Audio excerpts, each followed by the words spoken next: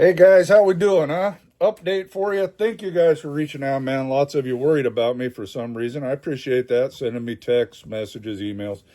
Hey, we're good, man. We're good. I mean, yeah, the tranny blew and we're home, and I did a video on that. Um, but hey, we're all good, man. God is good, and I actually practice what I preach to you guys on a nonstop basis to have reserves. So we are fine. We got money to cover it, and we'll be back on the road maybe next week. I don't know.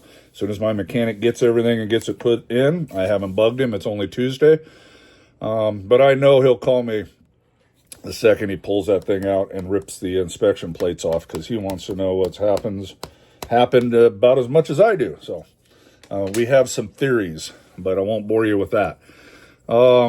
So other than that, yeah, we're good, man. Just a rainy day down here in southeast Missouri. Didn't do a lot of money in news video, obviously, because blowing a tranny in the middle of the week is not going to make for a good money in news video. But if you do have load board requests or something like that, man, drop them. Drop them down here. Send me an email maybe later this week, maybe tomorrow or Thursday. I can do a load board only or something for you in the middle of the week.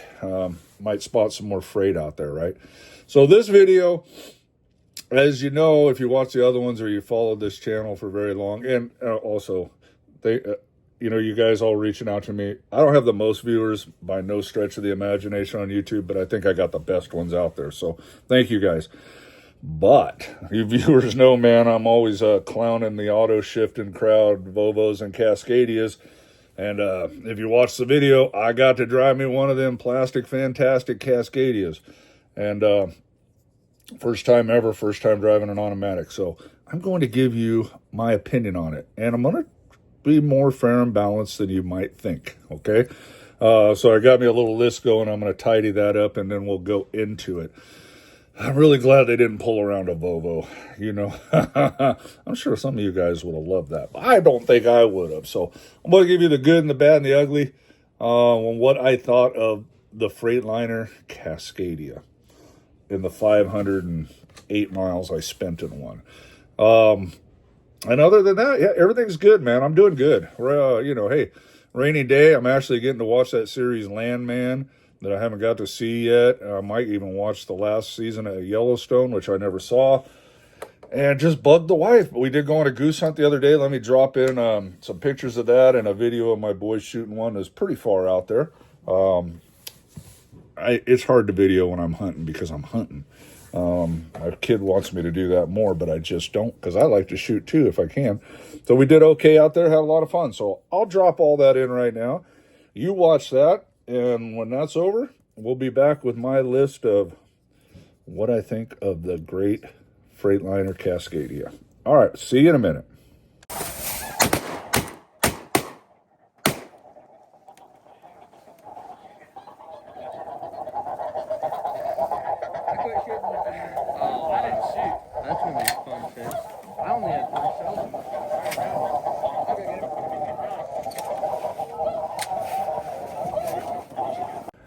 All right, guys, hope you enjoyed that. All right, let me give you my thoughts on this Cascadia that I got from Penske. I'm going to say the trim package, although I don't know them, is a fleet trim. You know, not an owner-operator trim. I don't think, honestly, it doesn't matter how much lipstick you would put on this pig. Wouldn't make it any better or worse. So, I'm going to say, although I don't know, it seemed to me it was spec'd exactly as a company, big company would spec a truck. So let's do the good and the bad. We'll start with the good because there's only one, in my opinion, 1.25. I put 2 in this category, although the second one is going to cancel out later in the cons here. But the only thing I could find good about this truck, and this is just one man's opinion who's been driving coming up on 36 years this July, is the engine brake.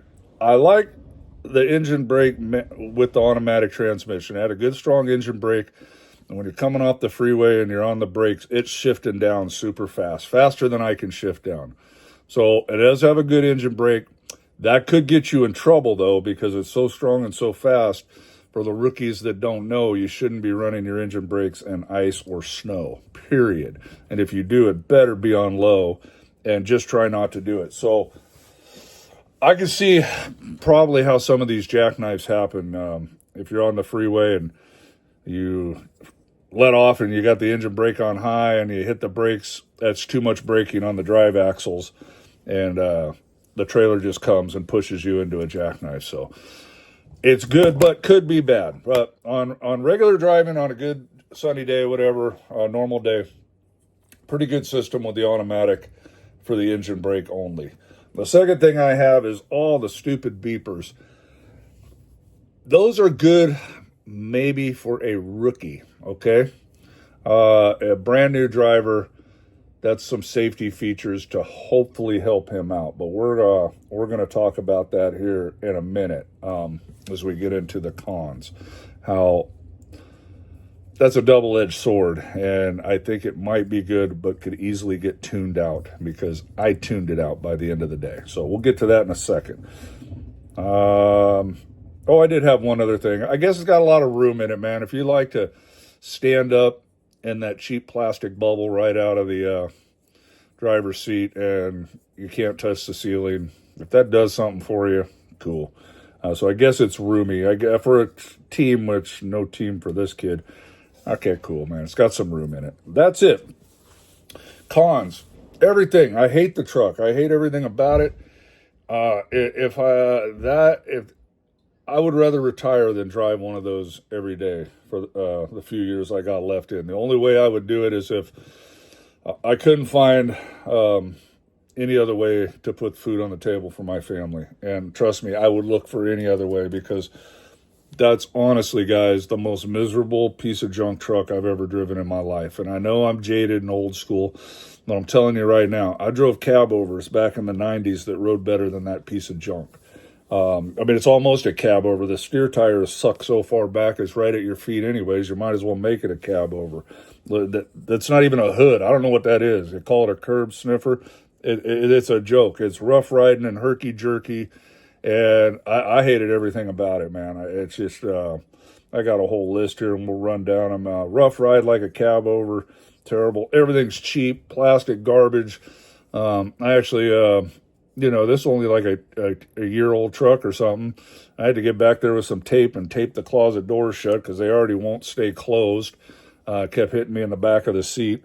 While I was back there in the sleeper, I just looked around at garbage. Just cheap, man. It's the cheapest. And I guess that's why companies buy it. The dollar rules everything, and that's about as cheap as you can put together a truck. I just don't like it. It's all plastic. The dash is all plastic. All the toggle switches are cheap plastic garbage. I really don't have anything good to say about that truck except that engine brake. Well, and I forgot, I didn't really track it. I only drove it 505 miles or something. So I guess it probably gets pretty good fuel. Because it's a gutless pig, so of course it's going to get good fuel. The transmission, other than the Jake brake, it shifts worse than a rookie, in my opinion. It's jumping all over the place. I think it thinks it's doing something, but it'll try to skip gears, and it doesn't realize that it's on an incline or something, and then it's got to jump back. It's stinking all over the place. It'll skip so many gears, and you can't. It's like, come on, shift back, because I'm like, God, I'm holding up traffic here. The thing just wouldn't get out of its way. I'm sure being a rental truck, it was set around 400 horsepower, but those Detroits only go to 500, so there's no big horsepower anyways. And if it's mated with that transmission that can't figure out where to go, that 500 horse ain't going to help you much anyway. So the seats, terrible. Just not comfortable. Ain't got nothing good to say about the seats. Luckily, I guess you could pull those out and buy you some legacy seats or something, hopefully. Terrible. After 500 miles in that, my goodness, I felt like I ran 1,000, 1,500 or more in my Kenworth. I was just beat up and tired, man. It really, driver fatigue in one of those. I don't think they even take that into consideration, because it was bad, man. I'm sorry, I got nothing good to say about that truck. Rode terrible, beat you up, and I was just tired at the end of the day, man. Maybe that's why all the flip-flops are in there 14 hours a day. Maybe I got to reevaluate this, because they're beat up and they're tired. So I guess probably if I had to drive that by the end of the week, I might need 14 hours in a truck stop just to get rested up enough to make it the rest of the way home, because I felt like I went through a war by the end of the week. The warnings, I hate them all. They're redundant. They tell me you're following too close when I'm not, in my opinion, but maybe the engineer at Freightliner knows more than me. I don't think so, but they're all set for like if you're loaded heavy, but like when you're bobtailing or empty, you're not too close, but it thinks you are. So it's beeping constantly. If someone next to you, turn on the blinker, okay, I guess that's cool for a rookie. But I see the car.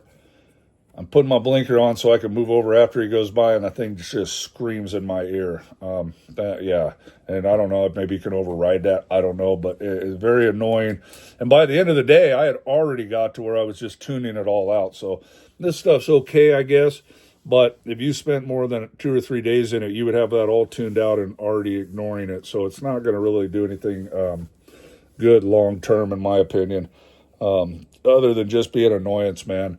In fact, going through construction zones, I finally found on the dash, it doesn't realize you're in a construction zone, and it's going because it thinks you're next to the white line and the yellow line, but you're not. It just gets totally screwed up. And, I guess if you get a little close to that yellow line or white line over there and it beeps at you, cool, man. But I don't think getting next to it once in a while is the end of the day. But just non-stop beeps, man. Non-stop beeps, don't like it. And I think guys just start to ignore it anyways. It's about all I got, man. I mean, I didn't spend a lot of time, a little over 500 miles, and I've rambled on enough about it. But there you go. I finally drove the Plastic Fantastic curb sniffer with an automatic, which is industry standard nowadays. Sad, man. Sad. I'm sure glad the industry standard was not that when I started trucking. So there you go, man. There's my 2 cents on the Plastic Fantastic Cascadia. You can keep it. Don't want it. Would rather quit trucking than drive one of those every day. All right, guys. You guys take care. God bless you. Hit me up with load board requests or whatever, and we'll try to get those later in the week. That's all I got. Just letting you know I'm doing good and giving you my unfiltered opinion on the Cascadia. All right, guys, take care. God bless you. Bye now.